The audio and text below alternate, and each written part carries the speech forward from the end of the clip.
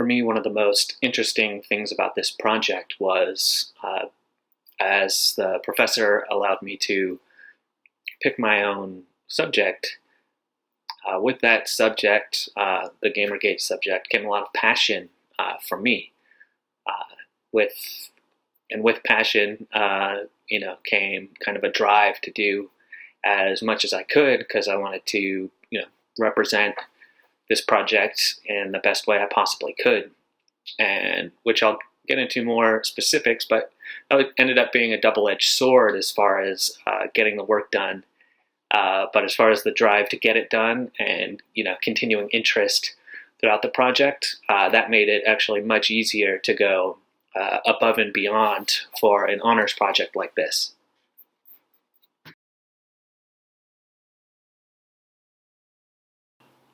One of the reasons I was so passionate for this project is because I've been a game player since I was 3, 4 years old, and I've been part of the video game industry for the last 10 years.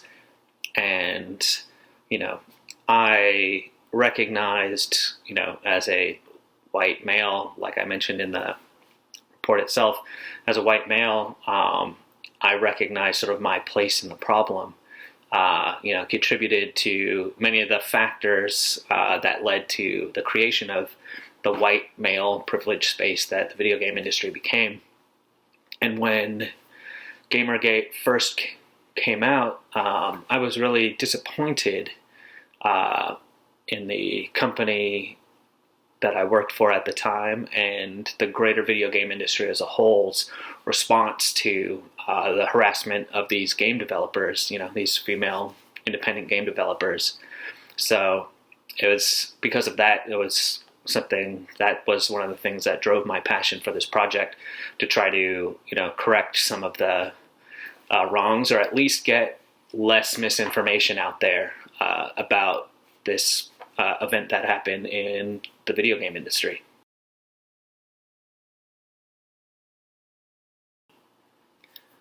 So first off, one of the best tools that I had to use was the professor over the last 2 semesters in her curriculum has had us do source analysis. So primary source analysis, she's got a set series of questions that we have to answer about the primary sources that she provided for us to analyze. Working on this project, I realized how valuable those sorts of questions are to creating a report yourself and doing your own sourcing and research. So being able to take a source, whether it's a website news point or even something like an anonymous 4chan forum post, and finding ways to credentialize it and categorize it so that I'm aware, and hopefully the readers are aware of sort of the biases and other things that would go into creating that source. So it was really helpful for analysis of everything that I used for this research report. I also used Google Sites. The website for the report was produced in Google Sites. Google Sites was severely upgraded from the last time I had checked it out, maybe 4 or 5 years ago. So all of the layout design, besides the tweaks that they allowed me to do, I think the reason it looks as professional and as good as it does is because I was able to use Google Sites, which is a free resource, and I would recommend it for anybody who has to put together a project like the one that I did for this class. Another tool I found incredibly valuable, especially given the total online and digital form that most of the information I needed for this report came, was the Internet Archive at internetarchive.org. They also call it the Wayback Machine. But websites that have changed or been upgraded over the years sometimes don't have the same documentation or the same wording, or even, they don't even have the same files or information on them anymore.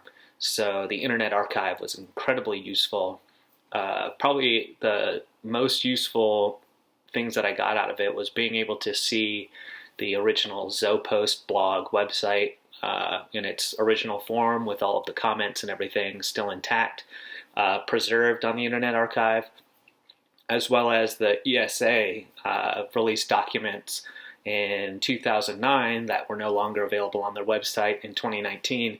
So being able to get access to those through the Internet Archive was incredibly valuable. So one of the things that I mentioned before was that passion drove me in this project.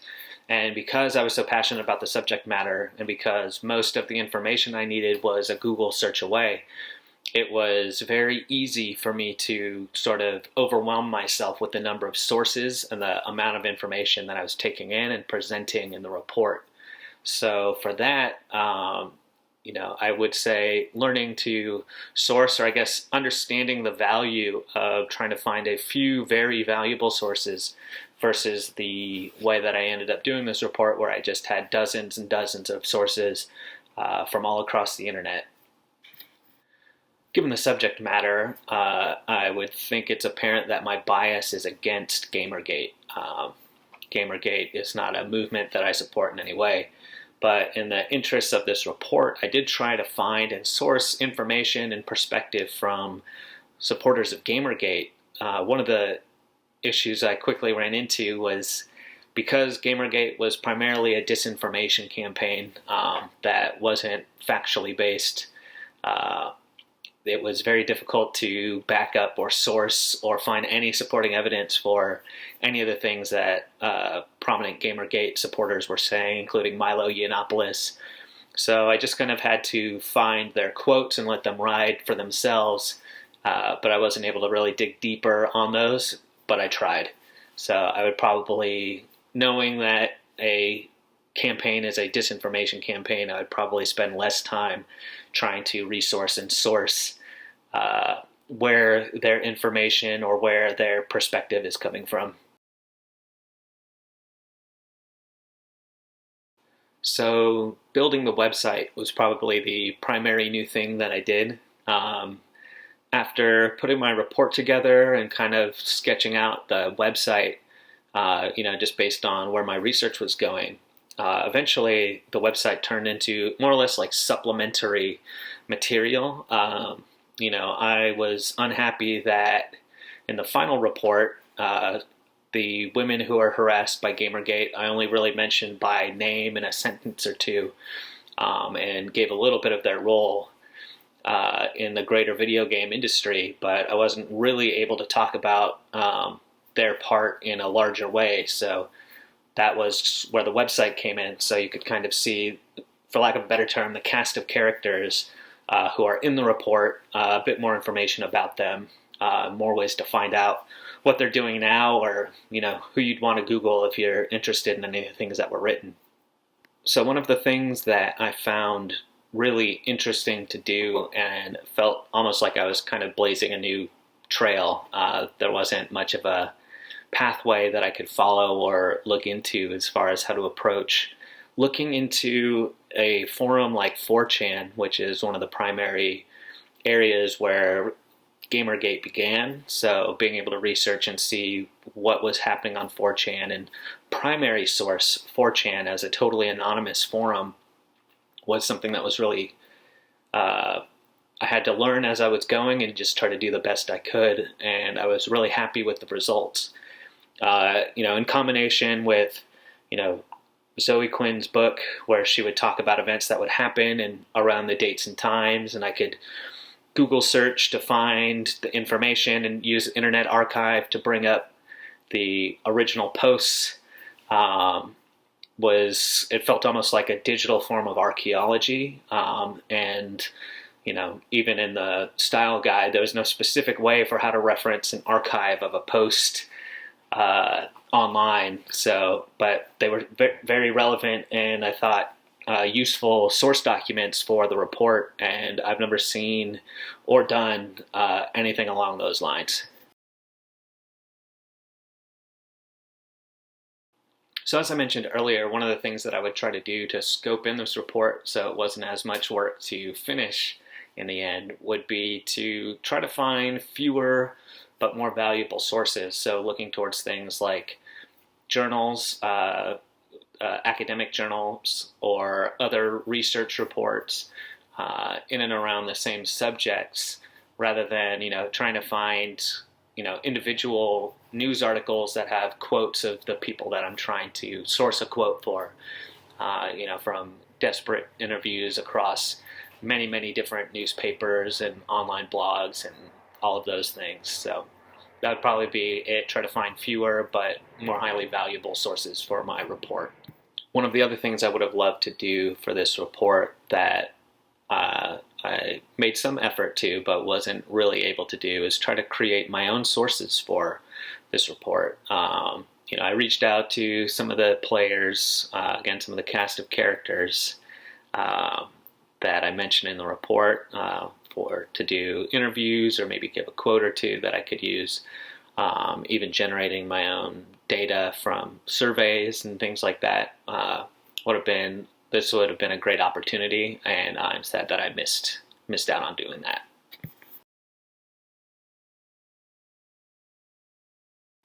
In the end, I'm incredibly proud of the work that I did on this project.